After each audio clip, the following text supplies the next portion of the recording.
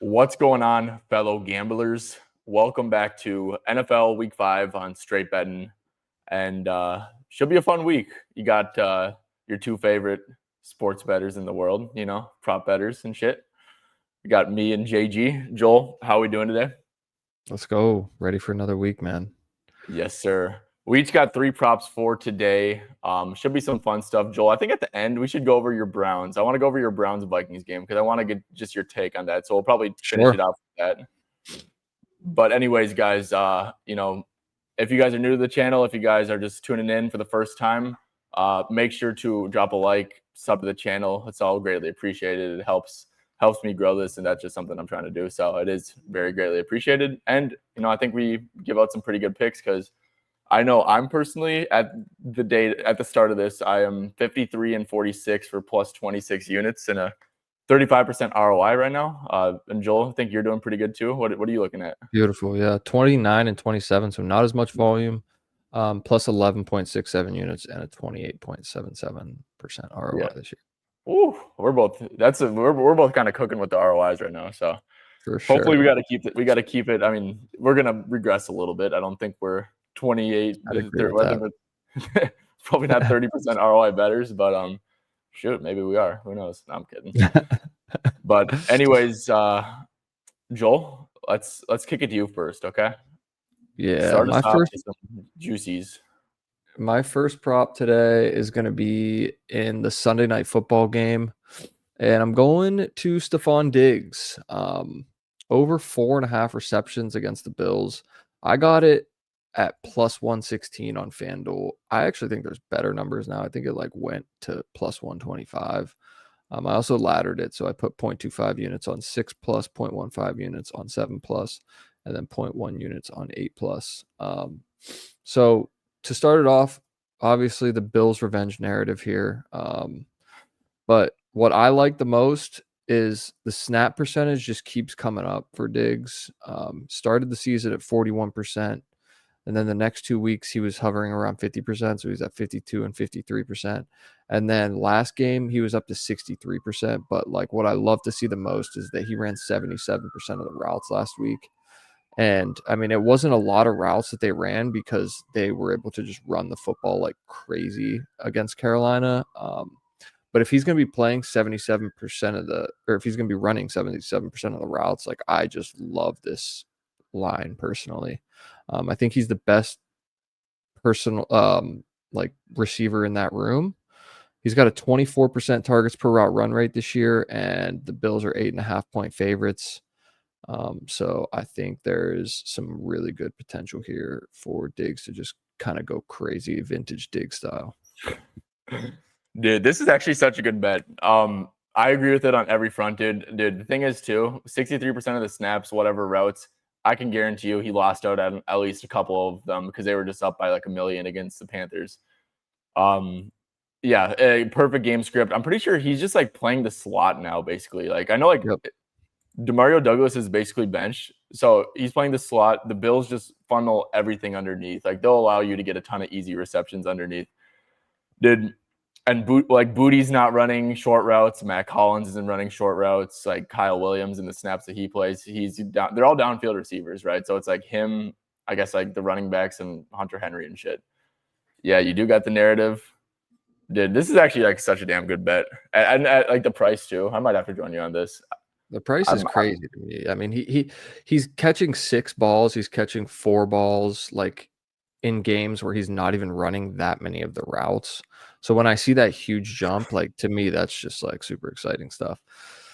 Drake May had 17 passing attempts last week. That's what I'm saying. And he's caught 6 passes. Yeah. No, that's a damn good bet, dude. And Stephon Diggs, he likes to have fun. Good old Steffi Diggs on a boat. Oh, yeah. Little pink substance. Daddy. Yeah. No, dude, this is actually such a good bet, dude. First game back in Buffalo. Dude, this checks every single box, I think. Yeah, I agree. 100%. Good game. I was so surprised seeing this at plus money. Yeah. Dude, a part of me kind of thinks that the Bills kind of I feel like the Bills have been coasting. I feel like they've been coasting the last couple of games. You know what I'm saying? Yeah, sure. Saints and the Dolphins. They're kind of like playing in like close games. I think they kind of just maybe put the throttle down, blow them out. Good game script. I mean, I they're think gonna there's put up. almost certainly going to be a great game script here. Yeah, yeah. Box check, box check, box check. That's what we love to see. Sweet. Okay. First play is Diggs over 4.5 receptions. I'm going to go to someone who, I think is pretty due. Lad McConkey, the white boy from Los Angeles, California. Lad. So 56.5 receiving. Joel, am I tripping, bro?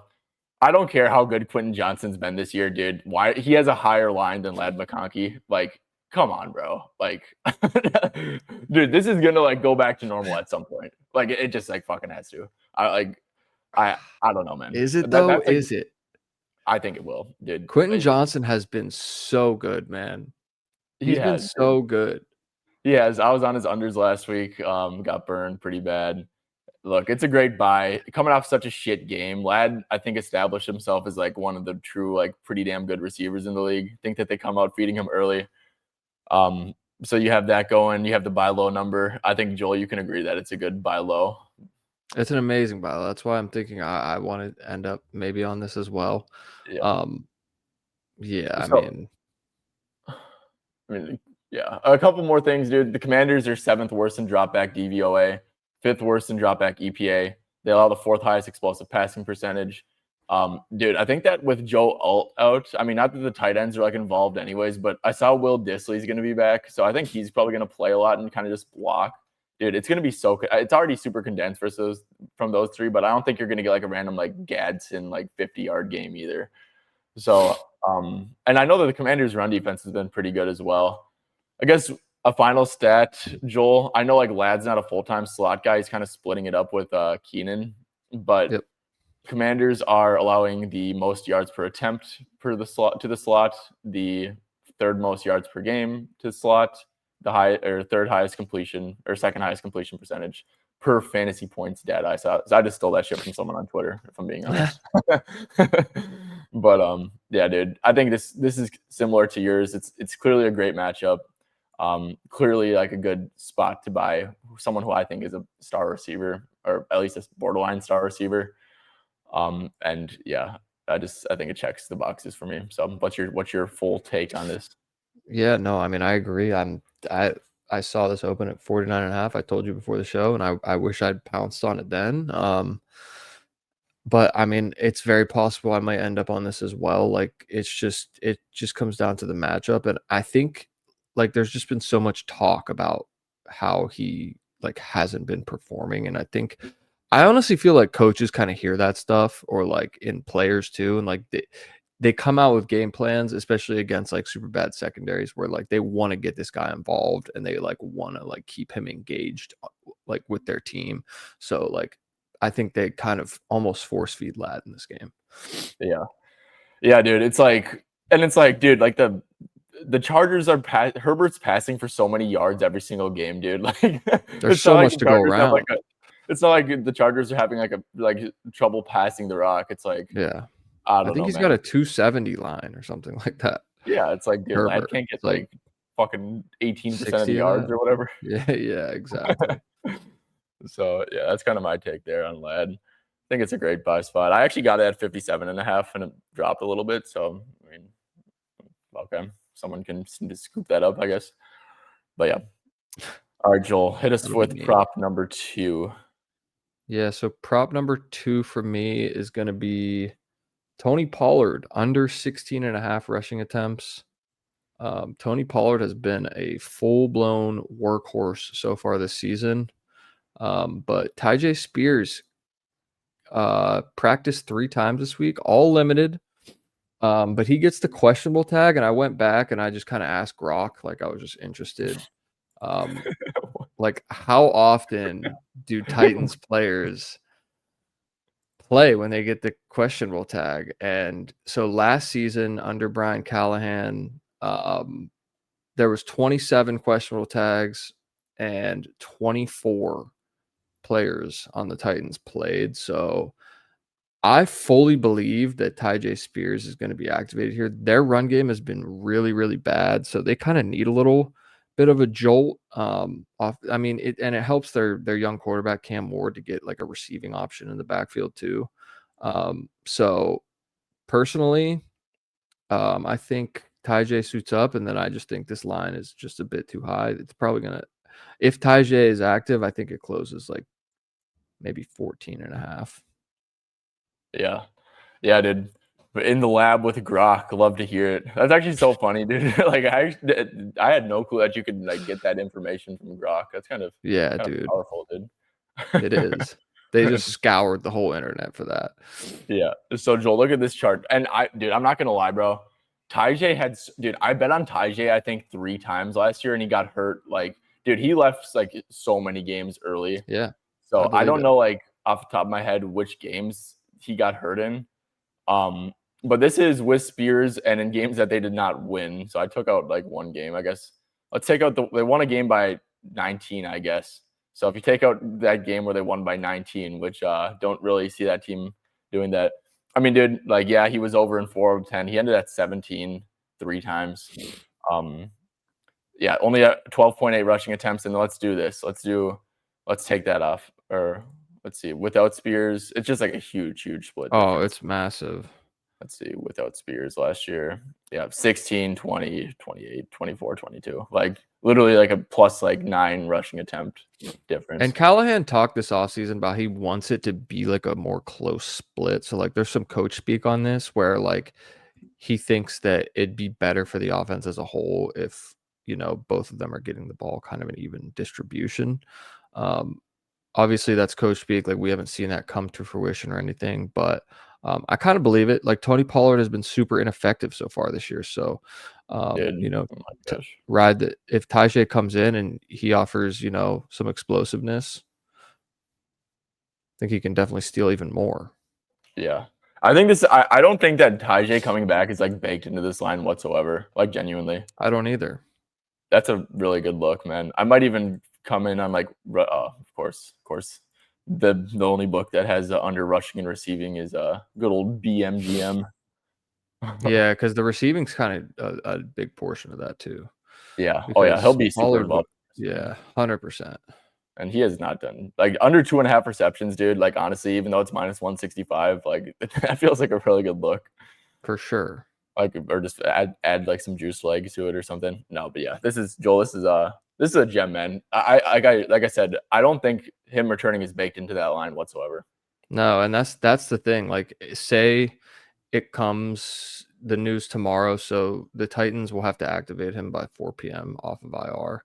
And if they don't, like, there's an easy out that I can just bet over 16.5 and just get out of it scotch free. So Yeah. Yep. 100%. Okay, cool. Let's move on to my second play. I'm going with Smitty, Devontae Smith of the best passing attack in the league, the Philadelphia Eagles. Over 45.5 receiving yards. I got it at 44, but whatever, moved a yard. Hopefully it doesn't make a difference. But yeah, Smitty. So reasoning behind this one, man. Look, him and AJ Brown both have 30.4% target shares versus man. AJ Brown is so damn good against man. But at the end of the day, man coverage, it's like Hurts is only targeting these two guys. Obviously you have the narrative with AJ Brown, and genuinely, guys, I might go back and dabble on like an AJ first quarter line. I saw DK had it at 9.5.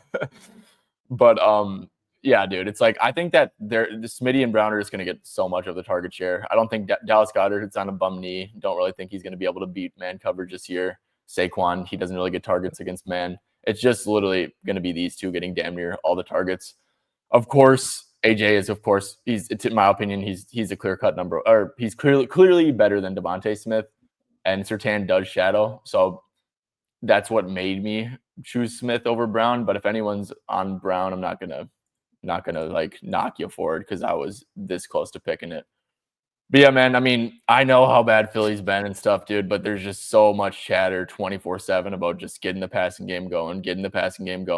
He's still he's still over in 2 out of 4 games this year, man. Like, let's see. I mean, and like if you go to like a big sample size, like I know this isn't like the most relevant data and stuff with how damn bad they've been, but like 26 out of 38 games.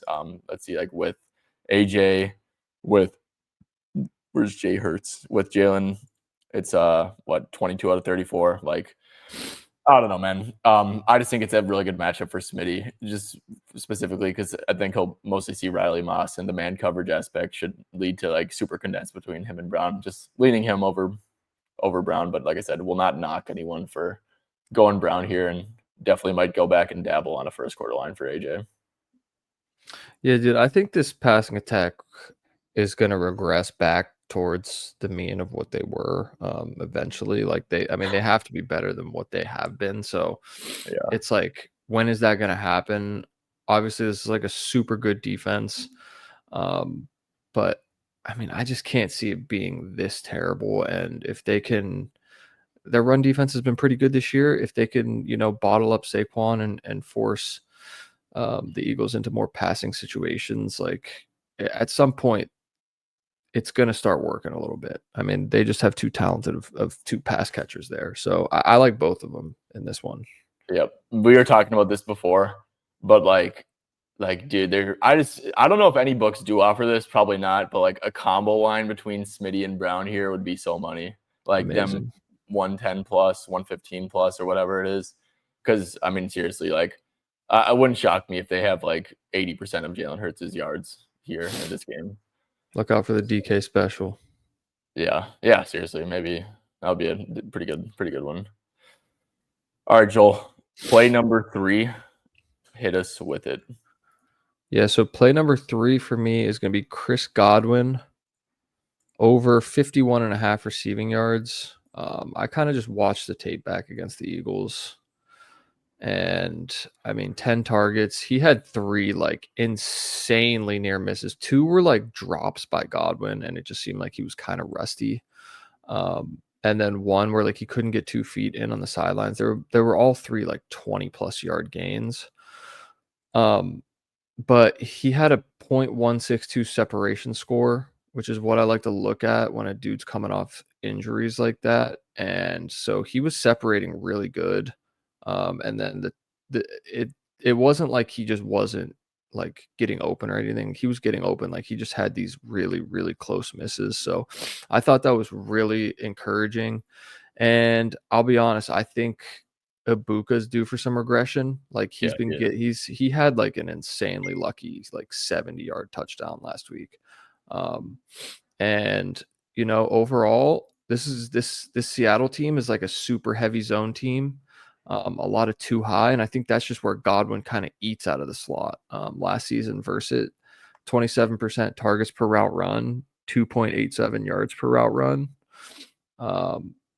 And then last season versus zone, 28% targets per route run, 3.07 yards per route run. That's with Evans. So like I'll even call Evans like a wash with Ibuka, and I still think Godwin should be in for something good here. He had 139 air yards last week too, so I don't think his stat line really showed at all what he was like actually capable of putting up in that game. Yeah. No, that's that kind of sold me, because honestly, Joel, when obviously, guys, I'm displaying it at the bottom of the screen. When you told me this one, I was like, yeah, second game back. That separation score thing just made me just sold me on it. And like you said, you look back at some film, had some like drops and stuff, the air yard stuff. Yeah, I mean, look, if he's passing the eye test, he's passing like the analytics and stuff with like the separation and all that. Yeah, if you're getting because you're getting a full-time role, Chris Godwin, maybe 81, game 2 might even go up to like 90 or something with the snaps, close to like 100% of the routes. I agree with you completely on Igbuka. He's been more of a downfield guy. He's kind of got some fluky receptions. I also saw people saying like Ibuka wasn't really winning many routes. And I know he was going up against Mitchell and a lot, but saw that his separation score is pretty bad. Yeah, yep, I've seen that too. So yeah, I mean, in my opinion, I think these should be flipped. I don't think I would have Godwin having a higher yard line than Ibuka, and I think Joel, I don't know if you mentioned this, but no Bucky Irving, Seattle's run defense is elite. It's probably going to be a ton of pass volume here for the Bucks. I don't really envision them having much success at all on the ground. I agree. I think Baker's just got such a good connection with Chris Godwin as well, like just dating back to last year. So I think Yeah, they'll get that stuff figured out, those near misses. Like I think he like from what I watched, and I literally watched back the all 22, he should have had like 100 last week. really. Yeah, I mean, it was like literally like one where like his foot didn't get down, and then he like just flat out dropped one, which was like so uncharacteristic of him. It's rust. He missed a lot of time. Sure. So He's been practicing though. I mean, they kept him off the pup so that he could practice this whole time. yeah. Okay. No, I do like that one. That one you sold me on that one. All right. Sixth and final prop of the show, and then we're gonna do a little Brown B money breakdown. Good old Dylan Gabriel. But before that, I'm going with a little same player parlay SGP. Alvin Kamara under 3.5 receptions and then 40 plus rushing yards, getting a nice little plus 120 on that. So, this is kind of going against what I usually do with the buy low, sell high stuff, but like it is 4 weeks in, and Kamara does only have a 9.5% target share. And Joel, if you look at the matchups he's played teams who allowed the highest target share to running backs, the 4th highest, the 13th highest, and the 14th highest. So he's had an above average, matchup, I guess you could say, in a small sample size every single week to get some targets and stuff like that. Giants, they allow the 6th lowest target shares to running backs. They're very high in like man coverage looks, very high in single high looks and stuff like that. And on top of that, dude, like the Giants, they're dead last in DVOA against the rush, like by a mile. Like they're the worst run defense in the league by a mile so far. Saints are at home. They're favorited here. Saints have obviously, been playing from behind like a ton this year. I think that's crazy, by the way, that the Saints are favorites in any game this year. But yeah, I want to bet it, dude. I'm not. If I was dude, I don't really see the point of like betting a side in total, like with the amount of money I bet. Like if I was fiending to like get like I needed to get like 5K down or something. Like yeah, sure. But like, yeah, I don't really see the point. It's just like you're betting on like a really efficient market, But yeah, I mean, my gut's telling me that like it's gonna be like a Dart letdown week. Like all he did is like scramble like every time, and it's like he didn't really look that good. He has like a bum hammy and neighbors towards ACL. Like it's they got some tape on a rookie in week 2. It's always kind of tough when that's the case. So look, man, I think that the Saints are gonna have a really really high run rate here in this one. Kamara, he has 40 plus rushing yards in all 4 games. This is the best game script on paper. This is the best rushing matchup on paper. So I don't think you should have trouble getting 40 plus. I will say Kendre Miller's been getting work, and I think he will continue to. But I just think there's going to be so much to go around. And Kamara's still going to like out touch him. I feel very good that he still out touches him on the ground. So, yeah, under 3.5 receptions. Like I said, really low target share. Really don't like the volume here. Don't like the matchup. And just think that this is going to be like it's pretty correlated, obviously, that the Saints run the shit out of the ball here. So, oh my gosh. Can you hear that? A little bit. Holy, what the? My gosh, bro. Dude, I can't stand when like people like do shit like this, dude. Like, why are you like? What was that? Dude, some dude just like drove by like blaring music, like, dude, it's like I can still hear it. Oh gosh, that's crazy. But yeah, Joel, what's your take on this? Do you like it, like the price, stuff like that? Yeah, so I love the under 3.5 receptions because in week 2, I don't know if you remember, but I bought low on Kamara's receiving against the Seattle team who has been giving up so much in the way of like receptions, yards to running backs. He had 1 catch. So for me, I think this is a really good bet. And then you add in the rush yards. Like you said, Kendre Miller has been getting work. That would be my only concern overall with this prop. But yeah, I mean, I love it, especially like the under receiving part. Yeah, yep.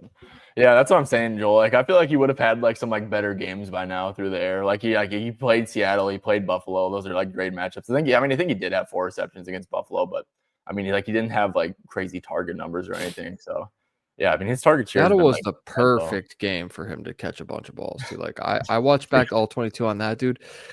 The way they were just leaving him open in the flat and the way Rattler just didn't even look at him was like just making me want to just Oh. Yeah. yeah. Yeah. And yeah, no. And I did check the numbers too. It's like he definitely has like worse splits against like single high, like unsurprisingly too, than he does versus two high, which I mean that's just like gonna happen with pretty much every single running back. So yeah. Yeah, like this. I especially like this at plus 120. I feel like it's a good correlation, and yeah, For sure. hopefully the Saints win by like a couple of tutties or something. And Kamara, Kamara and Kendra get like 100 buck 20 on the ground, and Rattler ends with like 20, 25 passing attempts or something. That'd be cool.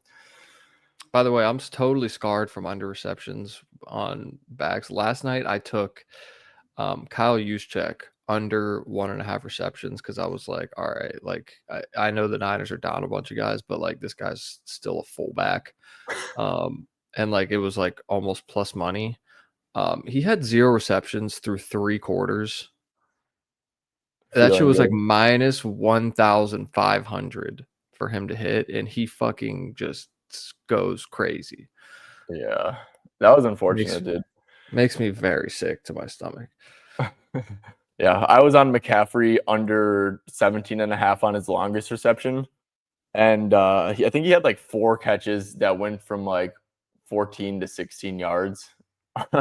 Oh my god. It was pretty dicey, dude. I was not expecting the Niners offense to be that good, that explosive, Yeah, but that was Shanahan wild. just a demon. He Shanahan just is. he's And good, man. McCaffrey, like teams could be keying on him as hard as possible, and it doesn't matter. Like he's still gonna just get his somehow. Yeah, every single time. All right, Joel. Browns Vikings. I'll tell you some of the things I'm looking at, and I want your take on them. Yeah. So Dylan Gabriel, there's a couple in market under 31.5 longest completion. He had like Okay. the lowest ADOT in college, and I know that's like part of Oregon's like a lot of screening and shit. Yeah. Flacco is bombing it downfield, like I think way more than Dylan Gabriel is. Vikings are playing a ton of too high. They're gonna send the house at him. Yeah, they're I gonna blitz the shit out of really him. like that, but I guess what do you see happening here? Just give like a quick game breakdown because I know you've probably spent a little bit of time looking into this one. Yeah, so I think 100% that the Vikings are gonna like it's gonna be like a spike, I think, in their blitz percentage.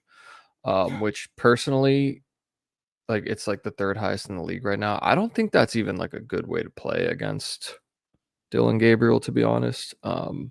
I do think the Browns are going to try to lean on Quinshon Judkins, who you have up here. I think they're going to try to run the ball as much as humanly possible. And I think the Vikings' run defense has taken a pretty major step back. But I think they'll also be kind of keying in on that and trying to make Dylan Gabriel beat them. I think Dylan Gabriel is like a super quick processor, and like he's going to be able to get the ball out quick against the Vikings defense. I don't know how much the Vikings are going to be able to maintain possession either, so I expect the Browns to run a lot of plays, like they have been. They're 3rd highest in the NFL in plays, and yeah, like I think Justin Jefferson. I mean, the Browns are going to be a heavy man coverage team, so I think it's hard to guard him one-on-one like that. But overall, yeah, like I just see this as, Dylan Gabriel having to get the ball out super fast. The Vikings not really like owning too much time of possession, being in a lot of like 3rd and longs, and then the Browns kind of just getting off the field and then seeing if they can sustain drives on the other side. Yeah. I like Fannin stuff. Like I think Fannin underneath is going to be great. Like I was going to play one of Fannin or Njoku. I couldn't decide between either of them because they're both at like 28.5 yards. Yeah. Yeah, I agree with that a ton, dude. Joel, I think that Judkins is like assuming he doesn't get hurt, dude, I think he has like a floor of like 16, 17 rushing attempts, like I genuinely. agree, 100%. Like I think that like a Judkins like 50 plus rushing yards, because you're not wrong, bro. This Vikings run defense sucks. Like they're not very good. But yeah, and it's like weird, like, okay, Joel, so this is like my cap on it. I think that like I don't know how the Vikings are gonna win, but like I feel like so confident that they are because like dude, just like some stupid Browns are gonna do some stupid shit, and it's like that sounds about right. And no, it's like, and the Vikings have already been like traveling or whatever, so they're like way more acclimated. Like they kind of have a huge like advantage based off of that. Like they didn't have to fly; they've already been there. So like they have that like huge weird advantage. But like I think that like the Browns could be down like 21-0 and just like still like running the shit out of the ball with like Judkins just to like take it easy on Gabriel in his first start, like no matter what. And they were doing that with Even if they're down, they will run the ball with Judkins. Yeah, like yeah, that's what I'm that will saying. happen. Like And like I Judkins, said, I think the Browns are gonna run 60 plus plays again. Like I don't think Carson Wentz is gonna be able to keep that team on the field on the other side against that defense. yeah. So when you're getting 60 plus plays, there's just a lot more to go around for like just everyone. Dude, you know what I kind of have a take on? I think that like fading Jalen Naylor here makes a ton of sense to me, like under 1.5 receptions. And look, I know he played Yeah, because man to man. here's the thing, bro. Um, Vikings are down one, they're down 4 O linemen, bro. Like they're cooked. And like this Browns pass rush is gonna be insane. So I think what they're gonna do is they're gonna play Josh Oliver. They're gonna play a ton because he's a really good blocking tight end. I think they're gonna play him just like a shit ton and like not even be in 3 wide sets like that. And it's Makes gonna sense. Addison was at what snaps was he at? 96. So like he's Yeah, Addison, Addison's playing. yeah. So Addison and Jefferson are pretty locked in. Adam Thielen, like honestly, dude, he played 12 snaps, dude. Like, and he's a wide I receiver know. 4. Like And under and one the and a half. thing is, they literally dropped back 55 times. He Yeah, ran 12 routes out of the like 55. So like if you even cut that down, he's probably running like five routes, dude. yeah, dude, maybe. And like, dude, and like if they get a spike in 2 tight ends, what was I'm gonna check to see what Thielen's route participation was last week, real quick. 20%. I 20%. looked. Yeah. Okay, so 20%. How many? Wentz probably drops back like 34 times, maybe. Like so, 34 times 0.2, like 7 routes. Yeah, I mean it's not going to be a lot for I don't, him. and like I said, with the 2 tight end things, maybe you could even argue like 5 routes or something, you know. Yeah, So I'm 100% with you on this. yeah, so and Wentz might get sacked on like half of his like dropbacks. So yeah, no, I think all this stuff makes sense. I think I might actually go and like look into this Naylor one a little bit. I might because I feel so good about Judkins. I might do like a Naylor under 1.5 or maybe a Thielen under 1.5 receptions and Judkins like 50 plus rushing yards and just see what I can get out of that. But yeah, that's kind of Yeah, something. that's very interesting to me, I will say for sure. Yeah, something like that. I guess Joel, one thing I was like looking really into, like I don't know, maybe am I sleeping on Dylan Gabriel's like I kind of like Judy under 19.5 on his longest reception. I mean, like, I will say that like the only like problem I would have with that sort of thing is like I know Kevin Stefanski tries to just like set up these like deep plays like off yeah, of, so like say play they're action, running the play action. ball. Yeah, but like he's not going to be doing it all like the whole game. Like he's not going to be a player who's like trying to do it a lot. Like it's going to be something that's set up off of something. So I mean, it could be like a wide open, guy running free because like they set it up so well. But I mean, it also could not work. Like there might be like 1 or 2 shots in there at stuff Yeah, like that. yep, 100%. Yeah, that is kind of why like because like I thought about that, Joel, and I was like, if they do have success running the ball, like you could see like a play action, pass or two, like working for like I don't think they're gonna get any like crazy chunk plays. Like I still do like Gabriel's longest completion under, especially against this like 2-eye safety defense. But yeah, dude, like a Vikings touchdown or some shit, dude. Like Yeah, until you get Judy running across on like a deep dig, just yeah, like DK Metcalf last week, taking it 80 to the house. yeah. So that's possible. But yeah. Okay, guys. Well, that's gonna do it. Make sure to go check out Joel on X JG4 President. Joel, is there anything else you got for us before we hit the road? No, that's it. Just make sure to remember to like and subscribe. Like and sub. He said it. Listen to the man. Listen to the Prez now. Damn it. Yeah, that's All right. right, guys. No, but seriously, thank you for tuning in. Do make sure to hit that like and sub, and we'll catch you next week. Catch you guys tomorrow probably with another additional video. So yeah.